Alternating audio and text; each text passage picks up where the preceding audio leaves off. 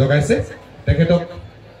এখন ফুলাম গামোচাৰে সম্বৰ্ধনা জ্ঞাপন কৰিব বিচৰা হৈছে আৰু সম্বৰ্ধনা জনাইছে। আমি কামৰূপ জিলাৰ পৰা যিসকল খেলুৱৈ প্ৰতিনিধিত্ব কৰিম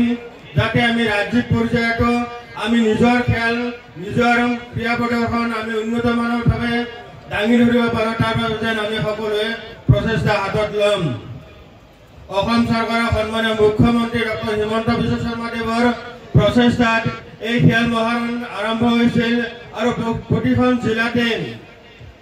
আমাৰ সকলো ৰাইজৰ সহায় সহযোগিতাত খুব সুন্দৰভাৱে এই খেল মহাৰণ অনুষ্ঠিত হৈ আহিছে আৰু এতিয়া জিলা পৰ্যায়ত খেলসমূহ অনুষ্ঠিত হৈছে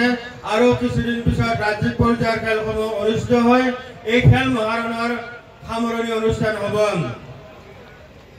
অসমৰ সন্মানীয় মুখ্যমন্ত্ৰী ডক্টৰ হিমন্ত বিশ্ব শৰ্মা দেৱে যি এক প্ৰচেষ্টাৰে অসমৰ গায়ক হৈ থকা ক্ষুদ্ৰ প্ৰতিভাসমূহক এক স্থান দিয়াৰ বাবে খেল মহাৰণৰ আয়োজন কৰিছিল আৰু আমি আশা ৰাখিছোঁ এই খেল মহাৰণে অসমৰ আমাৰ খেলুৱৈ জগতত এক আলোড়নৰ সৃষ্টি আনিছে আৰু খেল মহাৰণৰ জৰিয়তে আমি কিছুমান প্ৰকৃত খেলুৱৈ লাভ কৰিবলৈ সক্ষম হ'ম যাতে ৰাষ্ট্ৰীয় পৰ্যায়ত আমি অসমৰ নাম জিলিকাবলৈ সক্ষম হ'ব পাৰিম।